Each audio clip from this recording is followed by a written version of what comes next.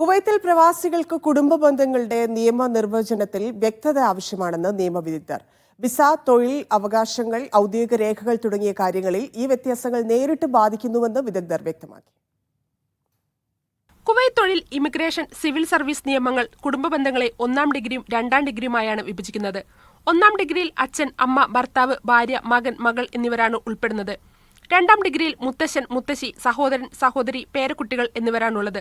1-ാം ഡിഗ്രിയിൽപ്പെട്ടവർക്കാണ് സാധാരണയായി കുടുംബ വിസയും തൊഴിലാനുകൂല്യങ്ങളും ലഭിക്കുന്നത്. 2-ാം ഡിഗ്രിയിൽ ഉൾപ്പെടുന്ന ബന്ധുക്കൾക്ക് ആനുകൂല്യങ്ങൾ പരിമിതമാണ്. ചില പ്രത്യേക സാഹചര്യങ്ങളിൽ മാത്രമേ ഇവർക്ക് സന്ദർശന വിസ അനുവദിക്കാറുള്ളൂ. കുവൈത്ത് തൊഴിൽ നിയമത്തിലെ ആർട്ടിക്കിൾ 77 പ്രകാരം 1-ാം ഡിഗ്രിയിലോ 2-ാം ഡിഗ്രിയിലോ ഉൾപ്പെട്ട ബന്ധുവിന്റെ മരണത്തിന് 3 ദിവസത്തെ ശമ്പള സഹിതമായ അവധി ലഭിക്കും. എന്നാൽ 2-ാം ഡിഗ്രി ബന്ധുക്കൾ ഈ വിഭാഗത്തിൽ ഉൾപ്പെടുന്നില്ലെന്ന് നിയമം വ്യക്തമാക്കുന്നു. വിസ സ്പോൺസർഷിപ്പ് സാധാരണയായി 1-ാം ഡിഗ്രി ബന്ധുക്കൾക്കാണ് അനുവദിക്കാറുള്ളതെന്നും തൊഴിൽ നിയമ വിദഗ്ധർ വ്യക്തമാക്കി. Media 1 Kuwait city.